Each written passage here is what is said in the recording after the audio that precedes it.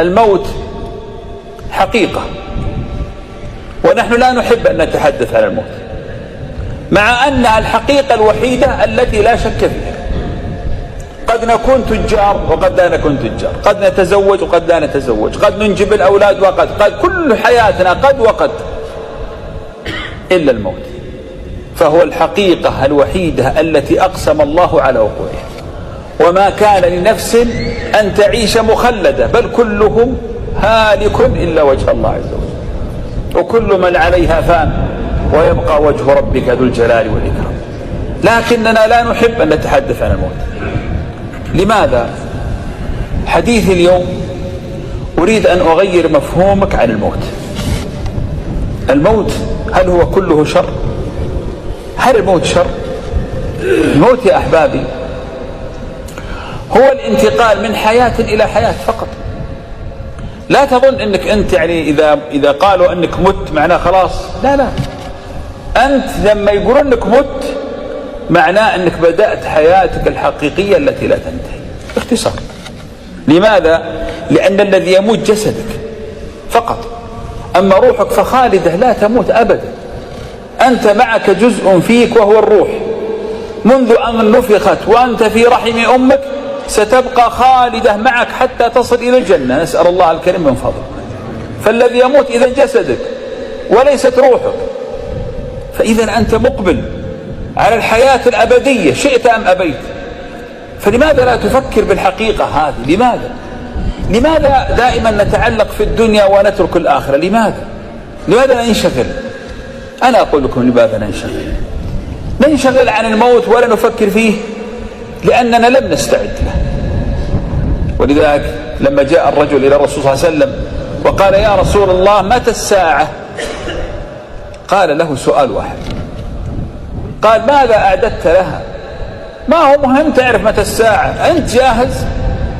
متى ساعتنا يا إخوان؟ ساعتنا مجرد أن نموت، يعني اليوم تموت خلاص بدأت ساعتك. أول ليلة في قبرك هي الليلة التي تنام فيها أول الليل وتصبح في يوم القيامة. هل أنت تعرف الحقيقة هذه؟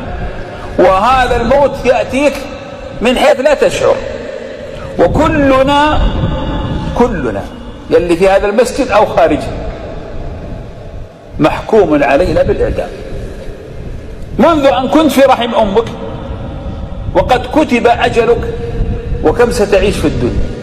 يعني تكون أنت أمهر الأطباء ولا تكون أغبى الناس، يومك، فإذا جاء أجلهم لا يستأخرون ساعة ولا يستقدمون. إذن هذه الحقيقة. فما المطلوب إذن؟ ليس المطلوب أن نتغافل عن الموت، المطلوب أن نستعد وأبشروا بالخير يا إخوة، أبشروا بالخير. ماذا يقول حبيبكم صلى الله عليه وسلم لما مرت عليه جنازة؟ قال مستريح ومستراح منه. يوم مرت جنازة قال هذه الكلمة، قال مستريح ومستراح منه. فقالوا يا رسول الله ما معنى مستريح وما معنى مستراح منه؟ فقال المؤمن يستريح من نصب الدنيا وأذاها، والعبد الفاجر يستريح منه العباد والبلاد. يعني أنت إذا رحلت وأنت قد أصلحت ما بينك وما بين الله، هل تظن أن الله يخذلك؟ يا أحبابي والله لو يعلم المؤمن ماذا له عند الله بعد الموت لما تعلق أبدا في الدنيا.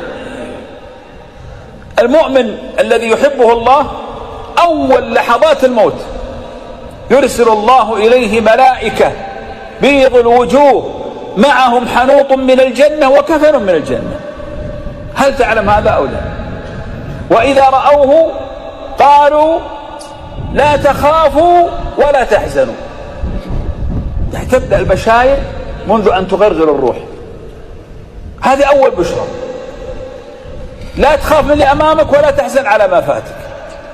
فإذا خرجت الروح تخرج روحك سهلة كما تخرج القطرة من في السقاء كما قال عليه الصلاة والسلام، ثم تتبادر الملائكة روحك وتصعد بها إلى السماوات السبع، ثم بعد ذلك تعاد إلى الأرض، لأن الله يقول منها خلقناكم وفيها نعيدكم ومنها نخرجكم تارة أخرى. لم يحن بعد أن تذهب إلى السماء، ما زلت في الأرض. هذا أنت إذا كنت مؤمن. فإذا نزلت في قبرك وأنت من أهل الإيمان يثبت الله الذين آمنوا بالقول الثابت في الحياة الدنيا وفي الآخرة. تعرف ربك وتعرف دينك وتعرف نبيك. وإذا كنت مؤمن وقد مت تفتح لك طاقة إلى الجنة، ويقال لك نم نوم العروس، فتمر عليك آلاف السنين كصلاة ظهر أو صلاة عصر. ولذلك إذا قاموا يقولون يا ويلنا من بعثنا من مرقدنا، يسمون القبر وحياة البرزخ نوم. هذا أنت يا مؤمن.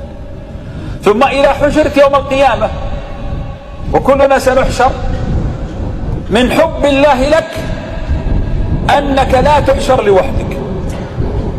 نحشر المتقين إلى الرحمن وفدا، تأتي ومعك المؤمنون، فترى هذا جنبك يصلي وهذا يهلل وهذا يكبر، فتأنس في ذلك اليوم الذي يخاف فيه الناس.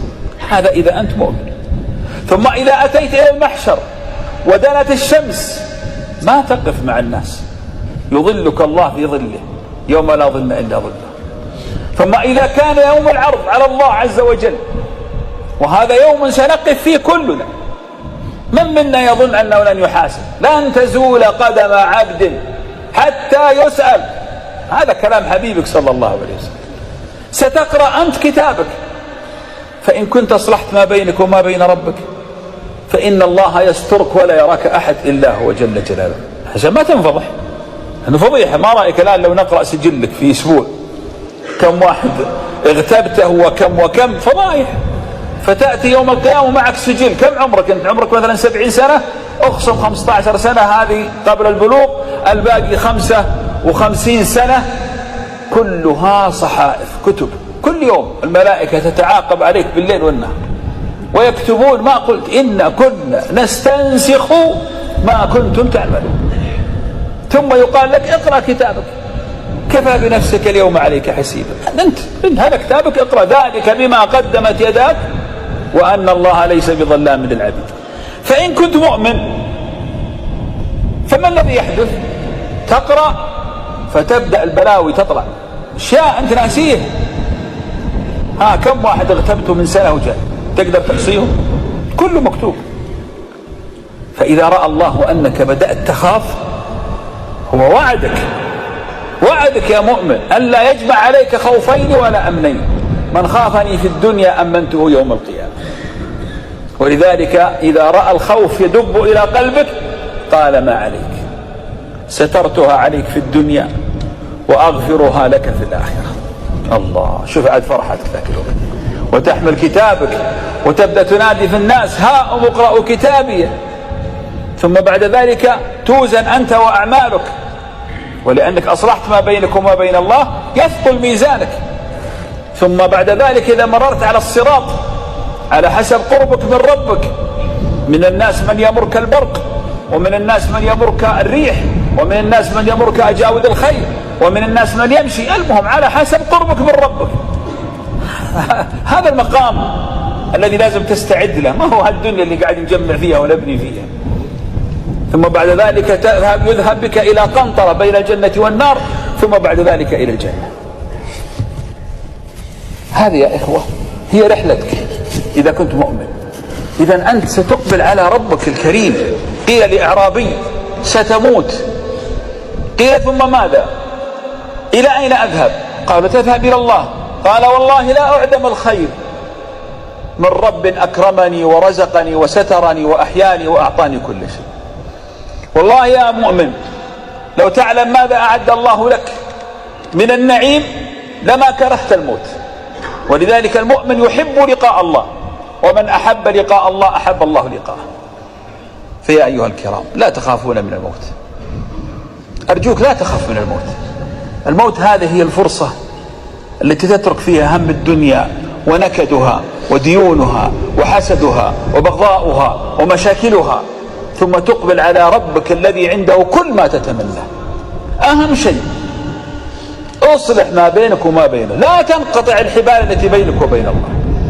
ما يفعل الله بعذابكم إن شكرتم وآمنتم ما دمت تشكر نعمة الله فلا تستخدمها فيما يغضب الله، وتؤمن وتتبع الإيمان بالعمل الصالح، والله لا يخزيك الله.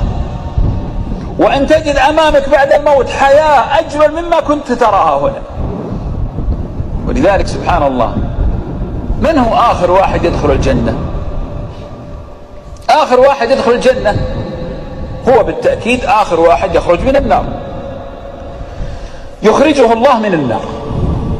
فإذا خرج من النار يرى شجرة جميلة فيقول يا ربي، طبعا الآن هو خرج ونبت جسده ورجع إليه جلده وتغيرت حياته، خلاص آلاف السنين وهو في جهنم يتقلب، فيريه الله شجرة فيقول يا ربي قدمني إلى تلك الشجرة، فيقدمه الله تعالى إلى تلك الشجرة، فإذا وصل تحت ظلها وشرب من مائها وارتاح يريه الله شجرة أجمل منها، يعني مكان أجمل من مكان الذي هو فيه، فيقول يا رب قدمني إلى ذلك المكان، فيقول له الله عز وجل إذا قدمتك تسألني غيرها؟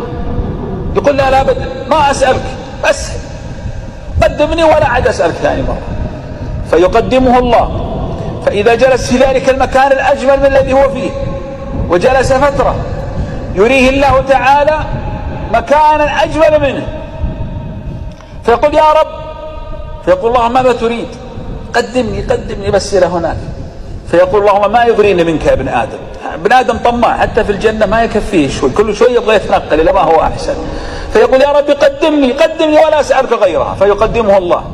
فإذا جلس واستقر، الآن هو يعني أتت إليه الجنة بالتدريج، يمكن لو راح الجنة يموت، ما يستطيع أن يتحمل ذلك الجمال، فيأتيه بالتدريج حتى إذا وصل إلى ذلك المكان يسمع أصوات أهل الجنة ويشم ريحها، ورائحة الجنة يقول عنها صلى الله عليه وسلم أنها تشم من مسيرة 40 سنة من عظمتها.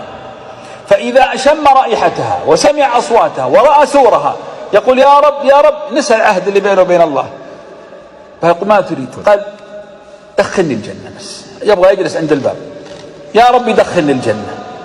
فيقول الله عز وجل يا ابن آدم، لأنه يعرف أن هذا ما راح يوقف، كل شوي يطلب، فيقول له ألا يرضيك أن أعطيك ملك أعظم ملك من ملوك الدنيا؟ يقول نعم يرضيني. من هو أعظم ملك؟ سليمان، يعطيه ملك سليمان. فيقول نعم يرضيني.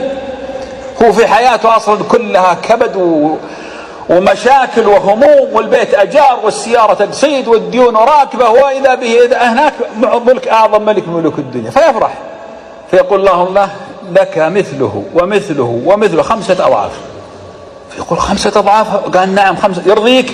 رضيت يا عبدي؟ قال نعم رضيت. قال ولك مثله، فيعطيه 10 أضعاف.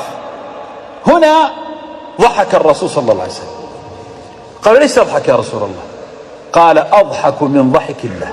ليه؟ لأن الله يوم قال لهذا العبد أعطيك 10 أضعاف ملك أعظم ملك من ملوك الدنيا، ماذا قال العبد؟